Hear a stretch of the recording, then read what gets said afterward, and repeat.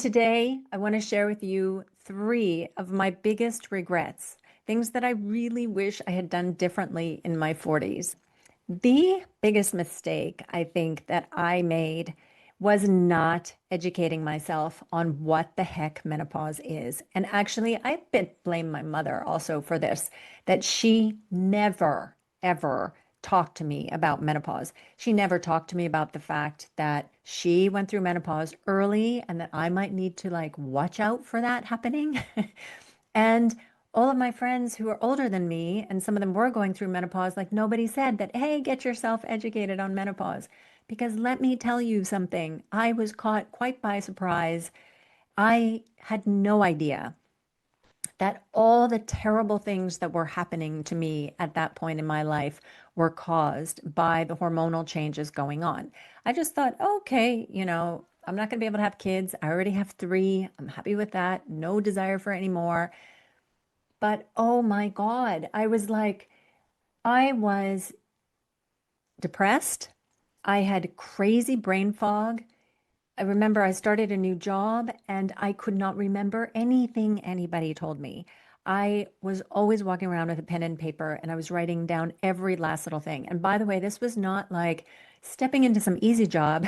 It was really one of these going to the next level to a job you had never done before, and somehow you had convinced a hiring manager that you could do it.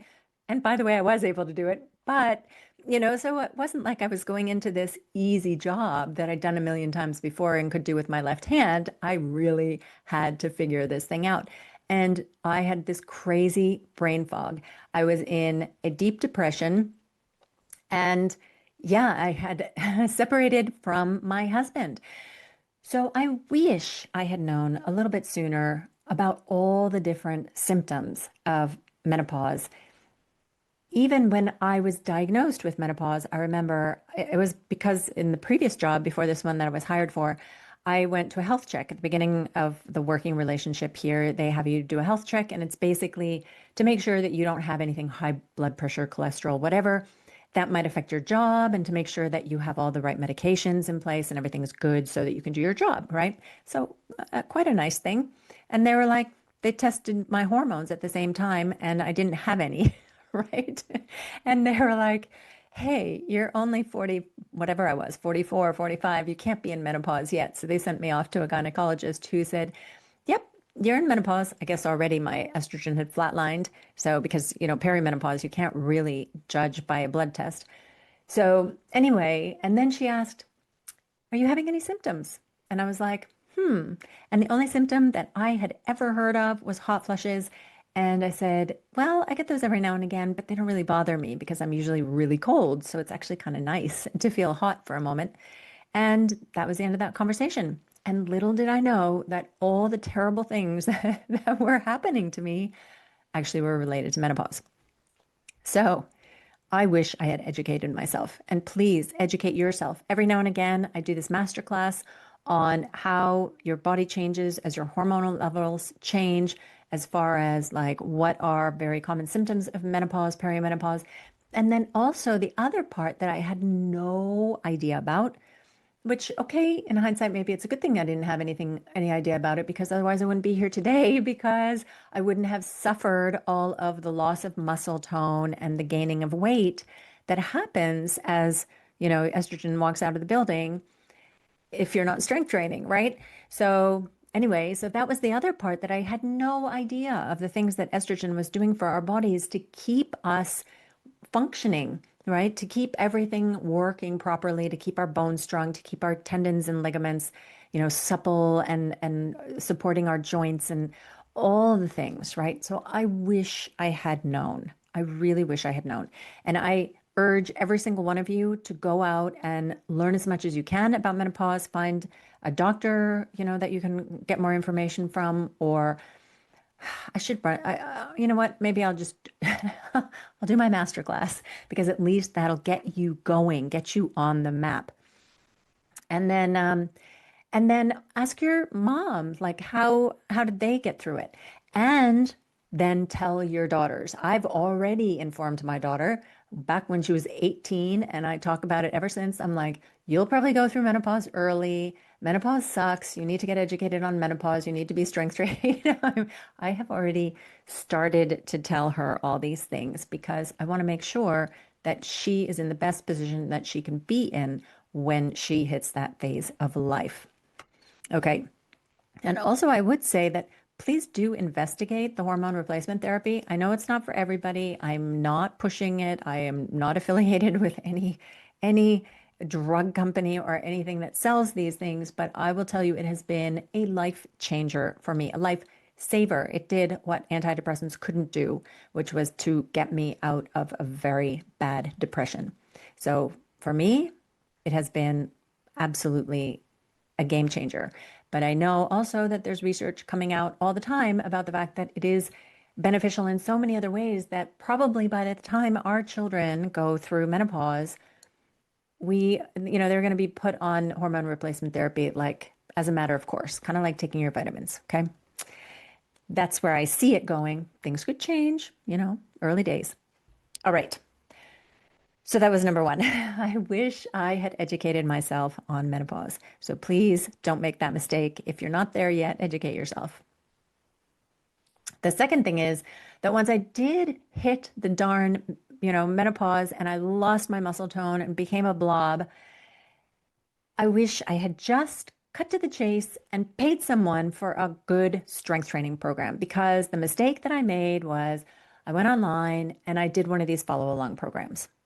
And let me tell you, I have been in a weight room before. I was a Division One athlete at Dartmouth College, played lacrosse. We had a strength coach. I have done. I have weight trained in my life. I did it all through college. In fact, I enjoyed it a lot. And then I strength trained after college up until the birth of my first child. So, and then I didn't strength train again. But anyway, and still, I don't know what the heck was going on with me that even when I knew I need to build muscle, I need to start strength training, what did I do? I subscribed to a freaking follow along program online. So I did pay. And then at the same time I was studying like biomechanics, how muscle is grown, and all these things.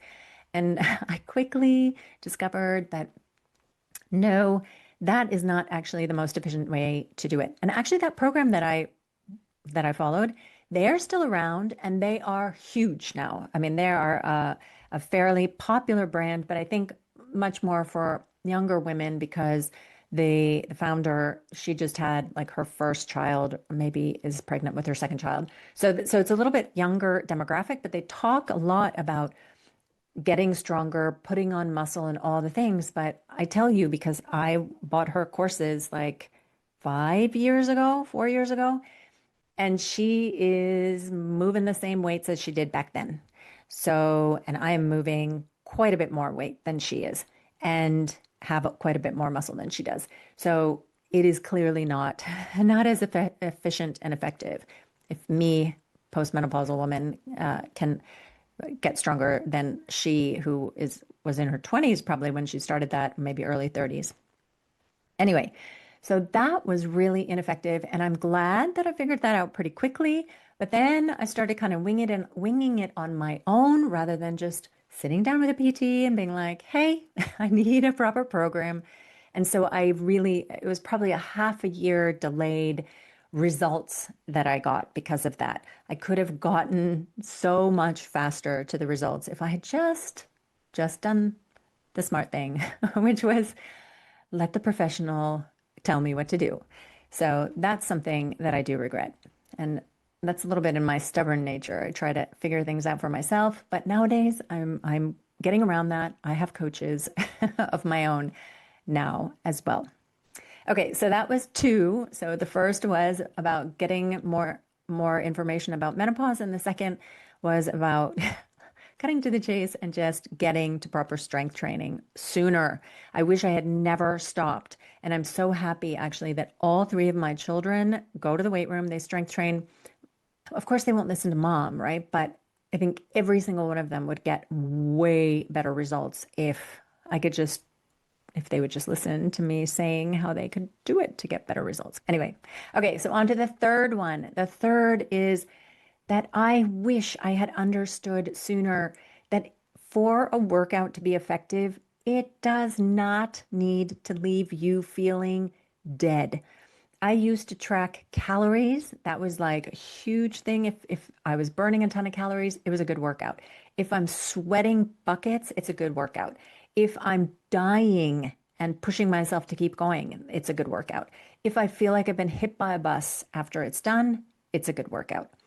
And the fact of the matter is that none of those are signs of a good workout. All right. And nowadays, when I do my cardio training, because I'm all about efficient, effective, getting the most bang for your time, I do the sprint interval training. And there, yes, you go hard. It's not fun. It's not fun to do the sprints, where you go absolutely to your max, trying to hit your max heart rate, and then you take a break.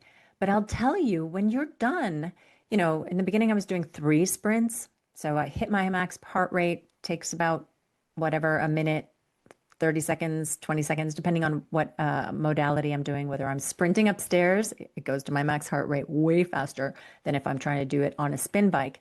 But anyway, you go up, you hit your max heart rate, then you stop. You just stop and you let your heart rate come all the way back down to zone 2.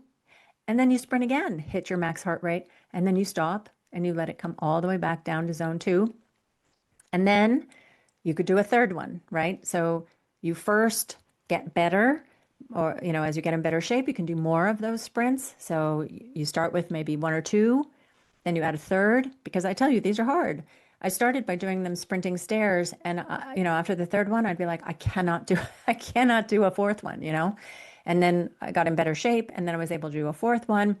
And now I do it spinning nowadays because I've had some problems with my Achilles tendon. So like I can get up to 5, but you don't need to do more than 5. So, what happens after you've hit the 5 is that you sprint harder. So you get to your max heart rate faster. Your max heart rate might be even a little bit higher than it was before.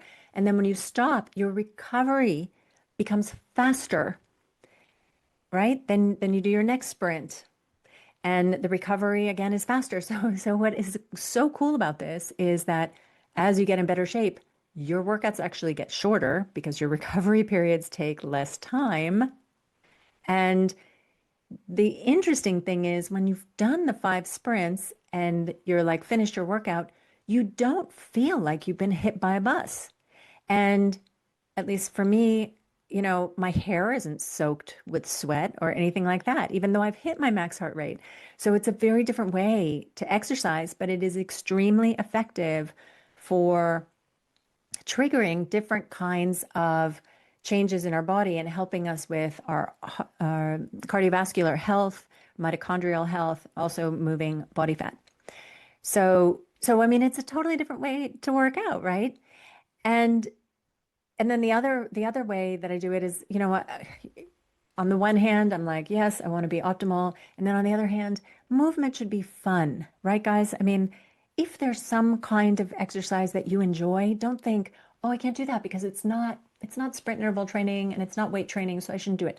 Do it. If you enjoy it, do it. You want to dance, you want to do step class, whatever it is that floats your boat. If you enjoy boot camp classes, do them if you enjoy them, right? If you enjoy them, do them. But if you're going to force yourself to do one type of exercise, if you're anyway forcing yourself, then maybe I would choose the strength training workout or the sprint interval training workout, or then the zone 2, just walking, workout. So yeah. So that's the third thing that I wish I had learned a little bit sooner is that kind of workout that we've kind of been taught that is so effective is actually not the best kind of workout. And especially for women in midlife, it becomes kind of this medium intensity, right? Because if you can go for 45 minutes or an hour, then you're actually not going at max heart rate, right? You're going somewhere in zone 4, which causes a lot of stress on your body. It takes more days to recover from. You're probably more sore, all the things. So, I mean, but if you love it, do it. But if you're going to choose something that you have to do, if you don't enjoy exercise and it's anyway like kind of a forced thing for you, then do the strength training or the sprint interval training. Especially the sprint interval training because the sessions are so short. I mean, it's yeah, for somebody who doesn't necessarily just love exercise, it's a great way to get it done, get it done and go home.